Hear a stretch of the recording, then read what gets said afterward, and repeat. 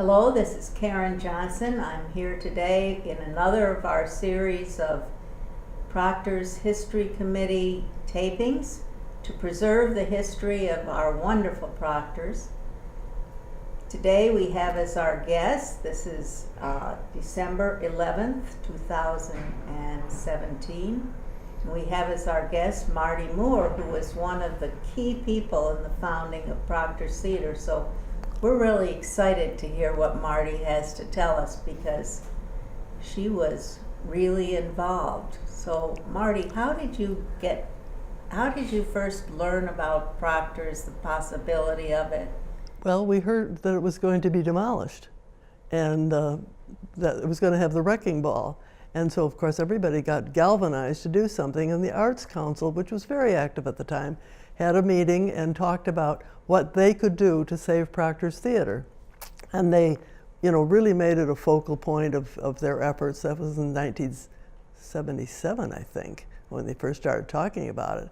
And then in 78, when they actually had a fundraiser and really tried to put things together.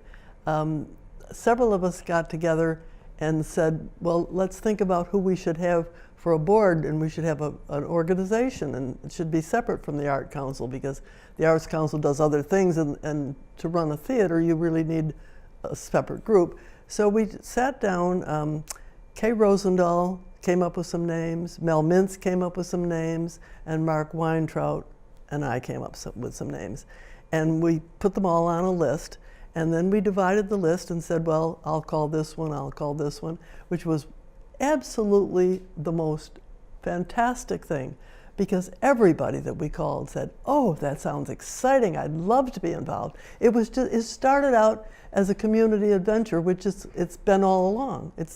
Everybody loves Proctors and they want to be a part of it. Well, it was just from the first moment we suggested it because people just said, what can I do?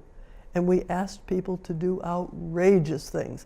When you were asked to be on the board, we didn't just say, we'd like you to come to some meetings.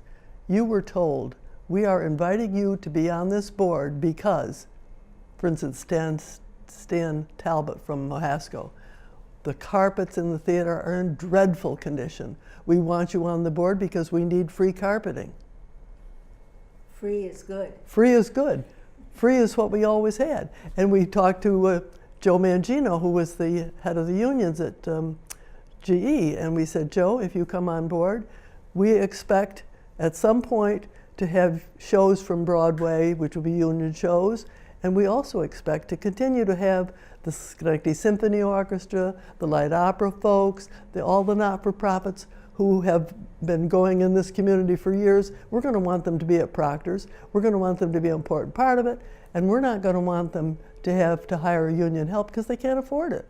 So if you come on the board, it's to solve the union problem. Not a problem, but to be sure that we had good relations with the union and that they were aware that we were going to have not-for-profits who were not going to use union people. They were just going to use their own people. But they always hoped that eventually they'd get the jobs. Well, of course. And they did. And they did. And now there's tons of jobs for them. And they're still happy to have people like the symphony come with their little stage manager moving things around. And it's worked out. It's amazing, though. I must tell you about the meeting that Joe Mangino had, and I probably shouldn't even tell you this, but I will. He invited all of the heads of all of the unions, every one of them, steam fitters, plumbers, carpenters, everybody, and into his office. And he asked me to come down on a Friday morning at 10 o'clock, and I came down, and here's all these people sitting there, and he said, now my friend Mardy's going to tell us what she needs. I hardly knew Joe Mangino. I mean, he was a nice person. I'm happy to call him a friend, but I didn't know him that well at that point. And every single person in that room, when I was done saying what I wanted them to do, and Joe Mangino looked at me and he said, I'm going to shake Mardy's hand on behalf of all of us that we agree to this. And all the heads went up and down. And I thought, this is a remarkable thing because we had wonderful relations with the union folks, and it just got off to a good start, and it just stayed that way. So well, it really shows you the interest in the community was extremely everybody, broad. everybody, I mean, you didn't see anybody who wasn't interested. It was a topic of totally general interest. And when we had our first event, Blackstone Magic Show, when I've chaired the program committee, and so I said to the board, I've got a suggestion for an opening show. Everything about Proctors is magic. Let's have a magic show to start it. And they said, oh, magic show, is that going to draw people? And I said, well, let's have, you know, really a remarkable magic show like Blackstone. And when I called, Blackstone happened to have the date available in January, and his advance man said, I'll come, and he came in October to talk over what he would need. And things that he needed were nothing that the theater had. Like, I can't remember how many stage weights he would need to counterbalance all the ropes that Blackstone was going to use. And when it finally came time to have the show, we went to all the area high schools, and I put magic marker labels on their weights so I'd get them back to the right schools. And we borrowed from Niskayuna and Scotia Glenville and every school around. I drove with my car weighted down. The back tires were almost flat on the road with all this stage weight, bringing it down. But it was such a wonderful event. Explain to someone who might not understand what a stage weight is. Oh yes, it's a heavy item that you put on a rope when it's got some other item that's going to be raised up. And so when you pull on it, the counterweight makes it balanced, and you can, with little effort, pull up things. Don't you like the way I talk with my finger? If I sat on my hands, I'd have to be quiet. Anyway, Blackstone it was just so fantastic. Liz and Bob Kiffany sold the tickets for us. Liz had run a junior league show in New York City and was very competent to do that. And she said, oh, I can take care of the selling the tickets. Paper tickets. No computers. Yes, no computers. And we sold tickets. Tickets were $10, $8, and $5. And we marked off what areas we thought would be the $10 and the $8 and the $5. And then we just started selling tickets. And it was absolutely a sellout. We had 50, the fire department said you can have 50 standing. That's all they would allow us. And we had 50 standing. And there wasn't a room for another person. But unfortunately, the plumbing in the theater was rather old and didn't like the shock of having so many people come in and use it. And it gradually, first one sink, then one toilet, then another, and then another. And as the evening wore on, the toilets wore out and the fountains wore out. There was not a drop of water to be had within the theater. I don't know about the backstage area, but certainly in the front of the house there was none. And water started running down the aisles when we had the breakdown of various things. I really hardly saw the show, but I did a great mopping job. I bet. I was mopping furiously. And businessmen in this community gave me the keys to their stores and said, if somebody has to go to the bathroom, send them to my store. I probably have water. I thought that was absolutely outstanding. I mean, to do something like it just shows everybody wanted to be a part of it. Everybody wanted to do something to help. And it was so wonderfully helpful that, you know, you just mentioned Proctors and people say, oh, and they'd have stories about Proctors. You'd run into people on the street and their uncle would have been a ticket taker, or their mother would have been a cleaning woman, or there was an association, or people would remember the first movie they ever went to was at Proctors Theater, or they'd remember a show where somebody had a vaudeville act and who it was and what they did. Those stories just popped up out of the woodwork, and they're still coming. I still run into people who still tell me things about Proctors that We'll have to interview you again. Yes, Get all the fresh stories. You'll have to do it quickly because my memory's not getting any better. Well, But anyway, we appreciate what we can learn.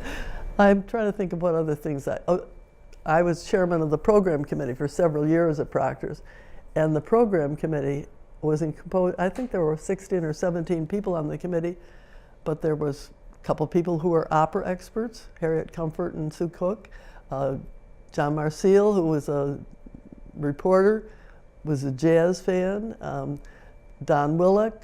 There were just a whole bunch of people who had different expertise, and each one would say to me, "This is what my field would like to see you do," and then we would give the recommendations to the board, and the board would pick one or two things out of the list that we would give them, and it just gave so many other people, because they all had their support systems. There were people who said to them, "Proctors should do this or should do that," so that it was like a web that went out, and this one talked to this one, but then that one had 3 friends who talked to their 3 friends, and it got such general interest in what was going on here. I used to get phone calls all the time with somebody say, "I've been thinking about what you should have at Proctor's, and I think you should have this play or this movie or this event," and then they would come, and we had some things that didn't sell very well, but we had so many things that sold well. Our first season, when we did our demonstration, Blackstone, of course, was a fantastic sellout. Then we had Alvin Ailey's Dance Company for the second event, and the third event was the Preservation Hall Jazz Band, which was absolutely a great event. And then we had Boys of the Loch, which was a group from Ireland, native Ireland, and it was just such a charming show. And then we booked The Wiz at the end of that summer, and The Wiz sold out within days. It was just a fantastic thing. And That was your first play, really? It was the first play, yeah, and made it a start of a wonderful tradition here. I want to just mention that you were one of the incorporators of Art Center and Theater of Schenectady. Yes, we were. That's what we were called at the first start. We thought and we got were them corporately moving. Yes, that was the people who sat down and put that first board together. Kay Rosendahl, Mel Mintz, Mark Meintraut, and myself.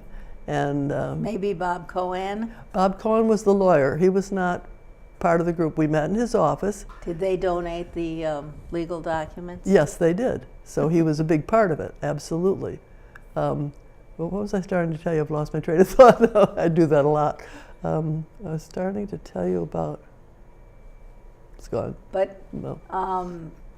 it was a kind of a tight group at the core, Yeah, yeah. but every place you were reaching out, everyone was responding very positively. It was amazing because I don't remember anyone turning us down. That first board, we asked people to come, and as I said before, we asked them to do outrageous things. I mean, you were in danger of losing your money if you said, "Yes, I'll join that board." But people wanted to do it. They were just happy to do it, and when we first took over the theater, it was in dreadful condition. You could sit any place and be covered with plaster because the ceiling was falling down. And the place was filthy dirty. When we started to clean up to get ready for our first show, people came. There was a man, I wish I knew his name, I can't remember it anymore, but he came every night from work at GE and cleaned the projection booth, which was covered with carbon. He would come out looking like a coal miner. He'd come in looking like a GE executive, and he'd take off his coat and his tie and his shirt and put on his old things, and then he would come out looking like a chimney sweep, because that's what he was. He was covered with carbon. And it was just, we used to say if we could just get a group of people to come and sit in the seats, and then we would march them all outside and clap them on the back to get all the plaster off. So human dusters. Human dusters, yes.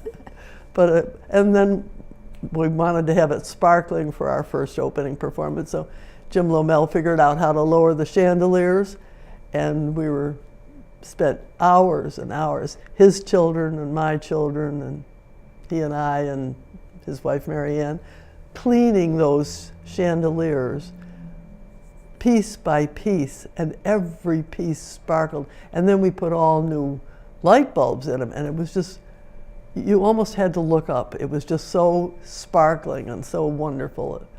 So did you have a little ceremony among yourselves? Well, we did. We all went out and sort of had a mild drink. We all smelled of vinegar. We cleaned the chandeliers with vinegar, and so the drink was sort of offset the vinegar. But it was just And it worked. yes, yes. It was just, people loved doing it. They looked forward to coming down and getting into the grimy bits of things. And the theater had all these wonderful dressing rooms that had to be refurbished and cleaned, and all those mirrors in there had to be polished. And it was just a huge, huge undertaking. And every time we'd turn around, something else would be a huge thing that we'd have to do something about. When we had the feasibility study, we had Arthur Cotton Moore from Washington. Their firm came up and helped us on that. And I do not do ladders well. I can go up ladders, but I can't come down. And so the man from Arthur Cotton Moore wanted to look at the pipes of the organ. And the pipes of the organs you have to go up a ladder to get to them. And I went up the ladder, and then when it came time to leave, I had a terrible time getting, the guy from Arthur Cotton Moore thought I was going to have to stay up there. He said, I'll get some help. I'll go get somebody to help you. I guess you got down eventually. Oh, I did, yes, but it was, and I thought, you know, if I didn't really love this theater, I wouldn't do this sort of thing. Too scary. It was scary. But as I say, there were just so many facets of it. Well, you can imagine, here's this big, big theater and everything wrong with it, and we're planning this wonderful event that had to be done by a certain date.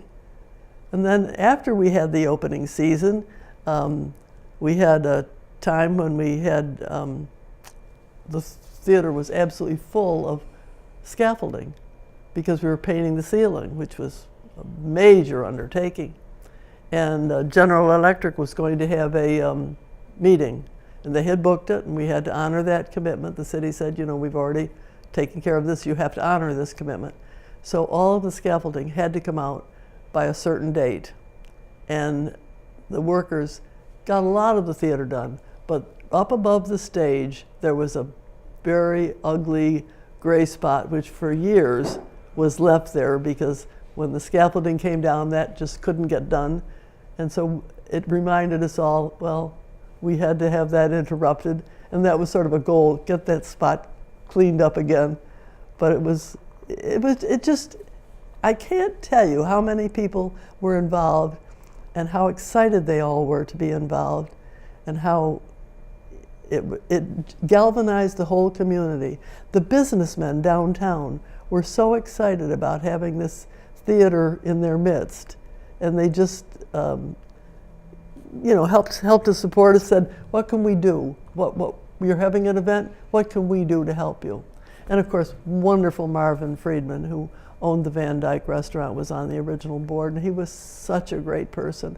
And he would entertain people at the Van Dyke if they were on a committee, they were working on something for Proctors. He'd say, come for lunch. They'll all come, and then they'll all be happy to work on the project, which was very true. And he was just such a part of it. There were so many people who were such a part of this. I could go on and list, well, every person on the first board, of course, and all the people on the various committees. Jim Delmonico, who was the head of GE, was in charge of publicity, and he twisted arms and got all kinds of people to give us free publicity. And Jim Delmonico of WRGB was a very persuasive man, and he didn't take no easily. He did not take no for an answer. He really was, well, it was wonderful that he agreed to be involved immediately. When we talked to him, he said, oh, of course, love to be involved. And it was just, all of the crucial people that we needed to have, people who had expertise in marketing, people who had expertise in costuming, in showing, and just all kinds of expertise. And we would think, who has that expertise? And we would think of what we thought was the best person. And then we'd ask that best person, and that best person would say, of course, I'd love to do it. When can I start? I mean, they were just so enthusiastic. And it was just, I mean, some of that continues today, but in the beginning, the task must have seemed so much more overwhelming. it was daunting, to say the least. When you walked in that theater, well, the front man for Blackstone, when he walked in the theater, he said, you're never going to be ready. I said, hold that date, we're going to be ready. He said, you'll never be ready. Did he have an elephant? Yes, they had an elephant. And I was worried that the elephant would fall through the stage. And I said to him, you know, that stage is an old stage, and will the elephant be able to walk on it? And he looked at me and he said, elephants don't walk on surfaces that don't hold them. I don't know how elephants know that, but evidently that's a truism if you're an elephant raiser. So wouldn't it have been awful if the elephant came out and went right back? But it stormed the night of the show, and the elephant had to pull cars out in the parking lot. He was in great A multi-purpose a elephant. multi-purpose elephant, full use. That's great. Yeah. Well, so you had there were about 6 or 7 shows in the first year. There were 5. 5.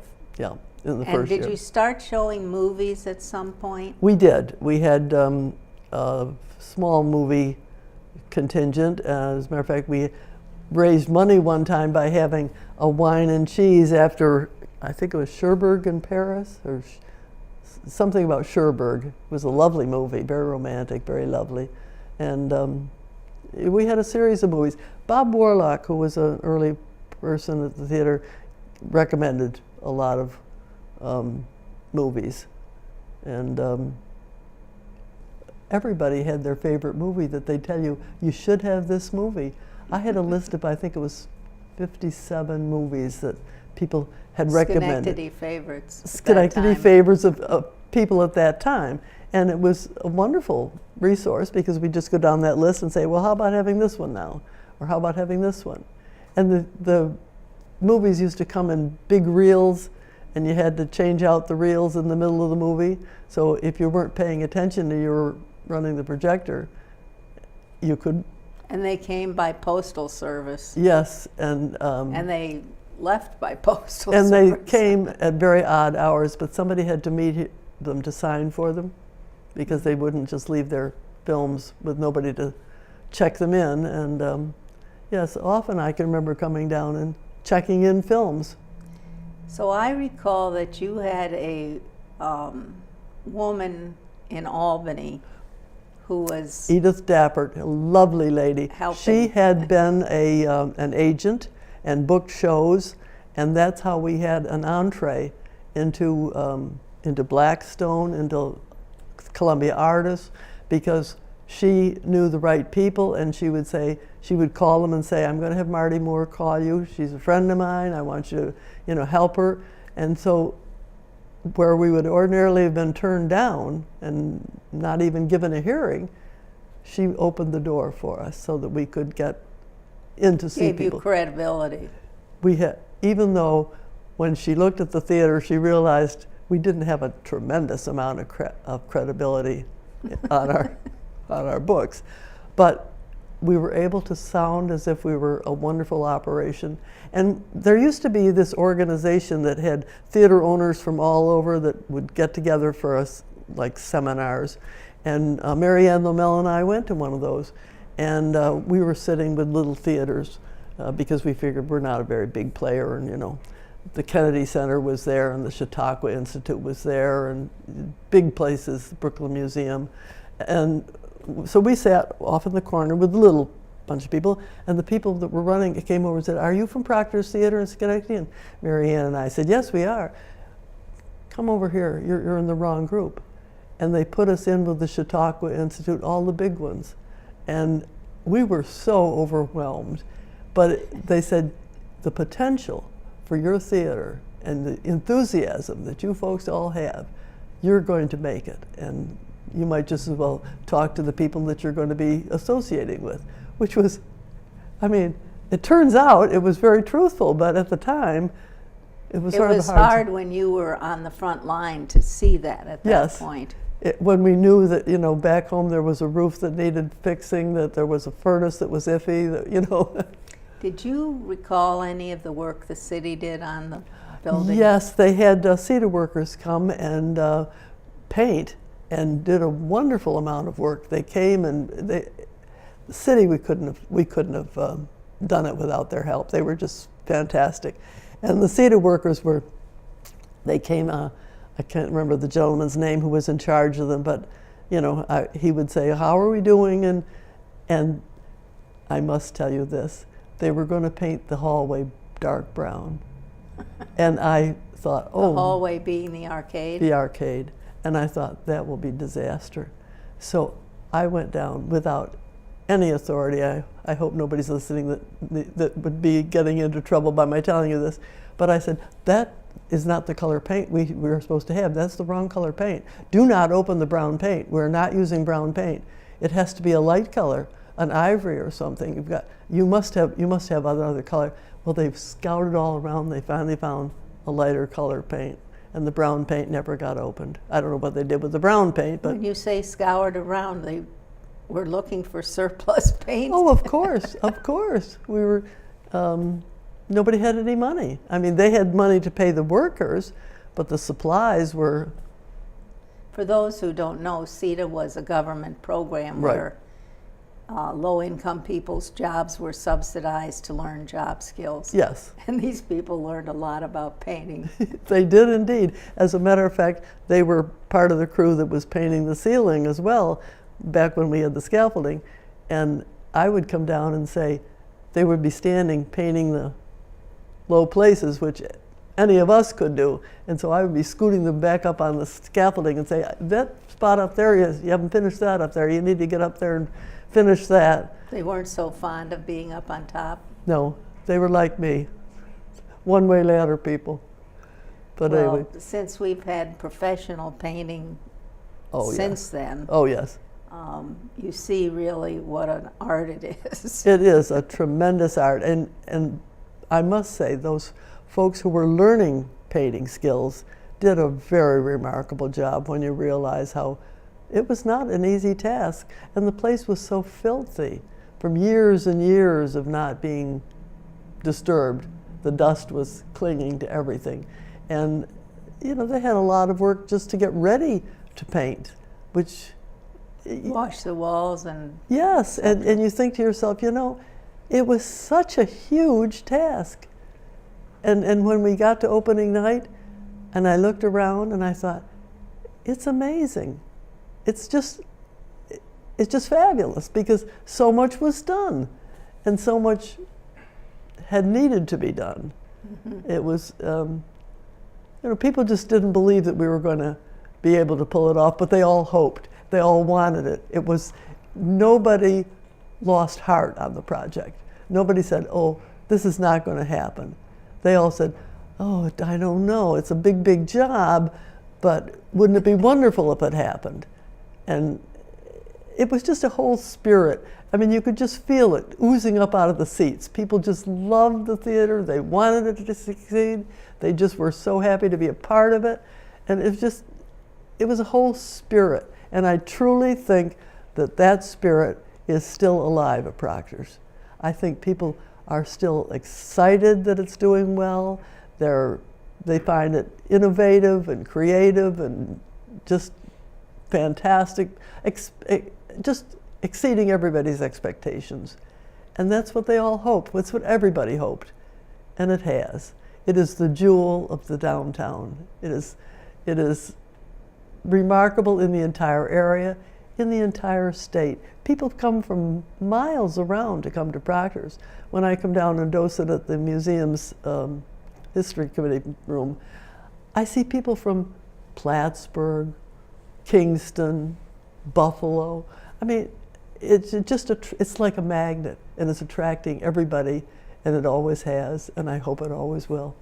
That's such a nice finish to our show, Mardy, and I'm sure there's a lot more you could tell us, but I want to thank you for being here today, and thank you for all the hard work you've put in, because I have a feeling that you had your finger on a lot of things to make sure that they got done. It was really right. the love of my life. Proctors is really something I cherish it myself, and I thank you for having me come.